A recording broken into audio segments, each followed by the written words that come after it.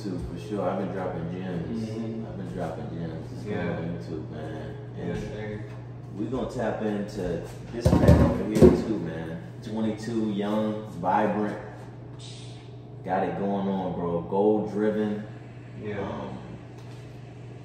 One of my good friends, man. A good guy, respectful.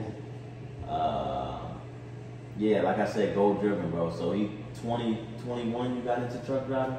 Yeah. 21, got into truck driving, bro. Usually people, when you think of a truck driver, you're thinking of an old man. Yeah. But got into the truck driving, yeah, making good money, man. So talk about how, like, why you wanted to get into that, and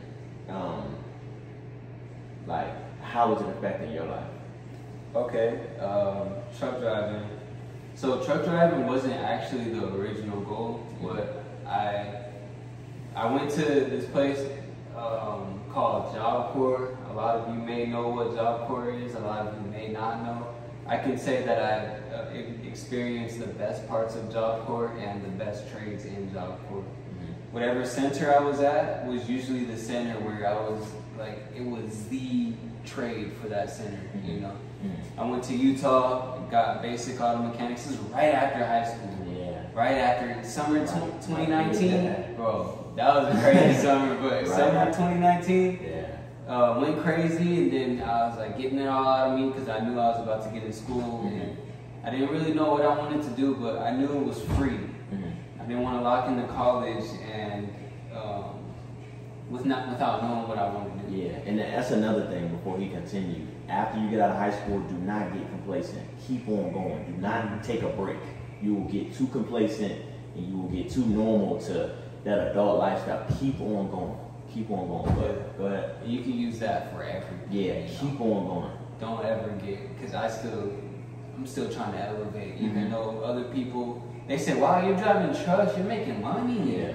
I'm like, well, I still haven't gotten to my potential. Right, like this is money, but this isn't like anywhere close to what I want to be. You know, the potential. So never get complacent. That's really good. But yeah, I went to this trade in Utah over there, working as an auto mechanic, doing basic auto mechanics, and I was like, well, if I don't take this far in life, at least I'll know how to work on my own car. And I took that to heart. I really only took my car to the shop. I've never taken my car to the shop. Fixed it every time? Yeah, changed my own oils, the tires, battery, which my battery was underneath the tire. It was weird. Yeah, that was weird. Yeah, so the battery. I feel like that's important to learn as a man also, learning to work on your own car. Like, that plays a big factor in being a man. And then getting those kind of skills, it made me more crafty and more handy. Exactly. I put a whole trampoline together, a whole basketball court from pieces from my little brother's birthday. But then COVID hit, and I finished basic, and COVID hit right after. I was loving the electrical part of the advanced, because I moved on to the advanced in this trade. This was the advanced trade in the center.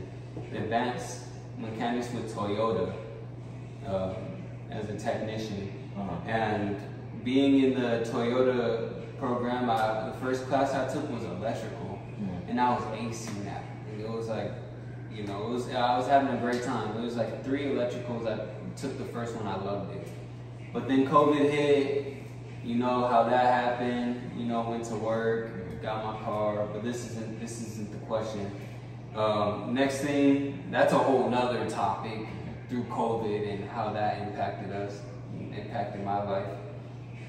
But then I went back to school. The best thing about that is I had a lot of time to reevaluate what I want to do in my life, you know, being off for a year. Then when I got back in school, I was like, well, I really love the electrical, and I really don't see the potential in working on cars, which I'm sure there is, but that wasn't really where my heart was at. Yeah, you know, not your passion.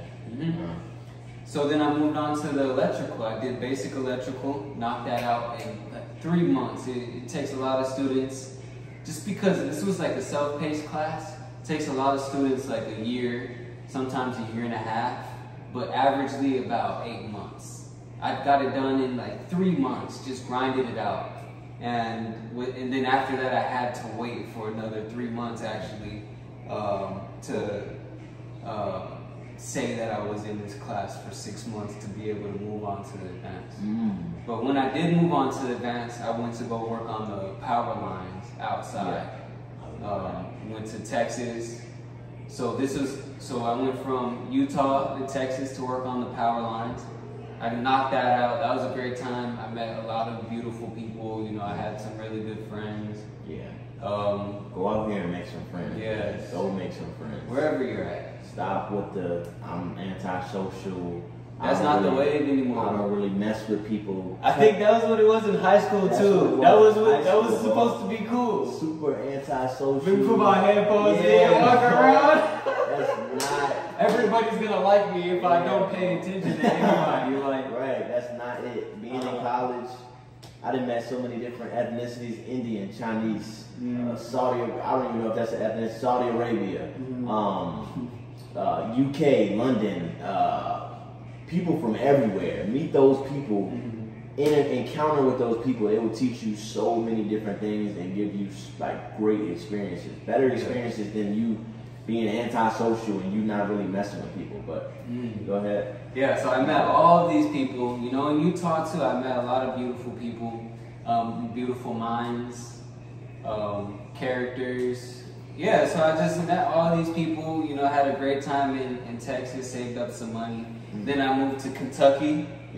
To do the overhead or to do the advanced truck driving. I was ready to start working in Texas as an overhead lineman, but then they were like, "No, you need a Class A CDL to be able to do this job." So I get to Texas or I get to Kentucky, and my instructors start telling me, "You should get some experience under your belt before you get into overhead lineman." And I was like, nah, I'm gonna go straight into it when I'm done. You know, I already have my goals set. I know what I want to do. You know, always be open for new opportunity. You know, that's another big thing right there. For sure. Don't ever just that just piggybacks onto stealing your lingo. Piggybacks onto what you were saying earlier. Don't get complacent. You know, always be open to new opportunities. Don't feel like you don't feel obligated to stay with one place, because that would really limit the potential. But I was like so stuck, like, nah, I'm gonna do this and that. But then she told me over and over, you know, she would remind me. And you gotta remember, it's real intimate. You know, I'm in a semi truck. They're next to me, telling me what to do, what not to do, and how I can make a wider turn, and because this is a dangerous job. One wrong turn, that could be the end of your life, or a whole family's life. You know, so that is a responsibility if there was one. Yeah, so I really do show love to the Kentucky instructors out there, really putting me on game, and I even learn more and more every day as I'm driving semi trucks, being in all these different states. But I was like, I don't have anywhere to live. And if I'm in a semi-truck, my mom moved to Mexico, you know, at the time. And I'm like, if I'm in a if I move down to Arizona, I'm in like temporary place. They'll put me in temporary housing. And I'll work as an overhead lineman, and I'll be struggling. I had no money in my account. Other than my little side hustle that I was doing at the job course. Those of you who remember me from Job Corps know what it is. I wasn't dealing drugs or anything, but I was definitely a salesman. For sure, the best salesman. The best, yes. Everybody knew who I was. No name Damo, that's the Cash App. Go ahead and drop it in the video. Man. You know what You feeling generous. if that's how you feel it, you know. You feeling generous. If you really want to. So I'm like, bro, I can be living the high life. I'm in a semi-truck, on the road, traveling state to state to all these places I've never been before. Before that, it was Wisconsin, Arizona, California. That's it. California for a little bit, too. You know what I'm saying? And then Mexico once because of the cruise. Two times. Well, at the time it was one time, right? Because it had to be. It had to be. Yeah. So I'm like, all right, let me hop in the semi truck. No, it was 2 times because I did go see my mom out in Mexico. I was still in school when that happened. Okay. Yeah. Jay came with me. Oh yeah. I'm telling you, Jay's a rider, bro. He came all the way to Mexico. He had a great time. Had a good time. Had a good time. What up, my boy?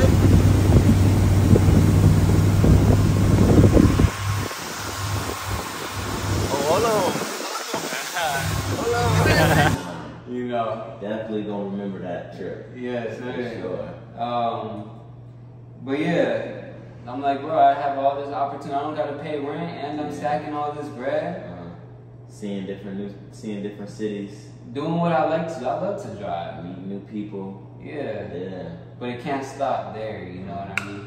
Yeah. Okay, so you answered that question on why you got into the truck driving. Yeah. You know what you experienced while truck driving. This is a whole different topic, but it's been on my mind lately. Like I ask myself this question sometimes, like in the shower and stuff. Define success to you. Like, what is successful to you? What is like, man, I lived a successful life. Like, I did it. Like, I completed life. Like, I accomplished life. What is that to you? That has my interest sparked because I was looking at the Rolling Loud. I talked about this a couple of times already. Lil Uzi Vert is like this on stage, and it's literally a poster. Go to the Rolling Loud Instagram. I'm like, bro, I asked the same question in different ways. I'm just like, bro, at what point do you know you made it? Yeah. You know what I'm saying? Yeah. And I was talking to some guy one day because I was trying to get into real estate. That's still that's still an idea in my head. I'm not there yet. I'm working on other things, but it's just like I was talking to some guy. I'm like reading books about it, and at that point I was asking a lot about it. You know, a lot of people have longer lives than I have, more time to make more money, to play with their money. This guy he was actually the guy that told me about Atomic Habits, the book. Oh yeah. And he mentioned, he was like, I'm not focused on that in life right now. I'm more focused on my personal happiness and like taking care of my family. And I'm just like right there is a separation between the type of success that you envision as a realtor versus the type of success that you feel as a family man. What do you think? You know, that's very controversial. My answer on what is successful? Yeah. Basically what he said, like being a man, being an honest man, a man with humility, a man with chivalry, taking care of your family, like that's successful to me, bro. Yeah. Not money. Yeah. Nowhere near money. Money for sure make me comfortable with living, but that I wouldn't feel like I completed life or I had a successful life if I got $1 million in my bank account. Yeah. Because I feel empty, and also being like at a peace with your life. And and also like I said earlier, I would feel like I completely like took control of my life, with being in tune with myself, high self-esteem, confident in myself, and things in that manner. Yeah. That would make me feel successful, bro. Yeah. I would still feel successful at that point. Yeah. There was when it comes to money and those type of success, this is why it's very controversial.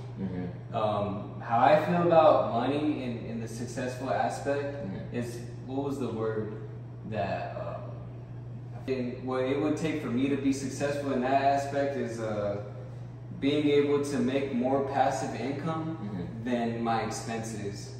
That is when you are not rich, but wealthy. Wealth. Okay. Wealth is the word. Okay. And I feel like wealth is a part of success. And I want to get to that point eventually, you know. Yeah. You want to get to that point where you're just comfortable. Yeah, where I don't have to work for money, you know? Like where I don't have to go trade my time for money. Yeah. And I want to work a job where I don't feel like I'm going to work. I feel like I'm going to do the thing that I love. Yeah. So That's right there how a semi-truck feels for me. Mm-hmm. You wake up in the morning. Y'all wake up in the morning. I gotta go to work again. But you doing something that you love. You wake up ready. Like you wake up excited to go to work. I know that might sound crazy. I'm not gonna be excited to go to work. But you go find something that you love and you working in it. Trust me, you'll be excited to go to work. Mm-hmm. That's what I'm in school for marketing. So once I get that job with sales or I'm gonna be excited to go to work. I actually have a quote on it for you, bro. Yeah. If you wanted to get that second income, what I'm getting into. Yeah, with money being like a successful factor. If I told you that I give you $1 million tomorrow, but you gotta die tomorrow, are you gonna take it? No, I think you did send me that. Yeah, so time is more important than money. Yeah. And if I gave you $100 tomorrow and I told you you'd be sick for the rest of your life, are you gonna take the money? Right. So health is more important than money. So I can go on and on and on and on and on. Yeah. But that just boils down to money is not deemed to be successful. You know what I mean? Be peaceful with yourself. Be happy with yourself, and everything will work out.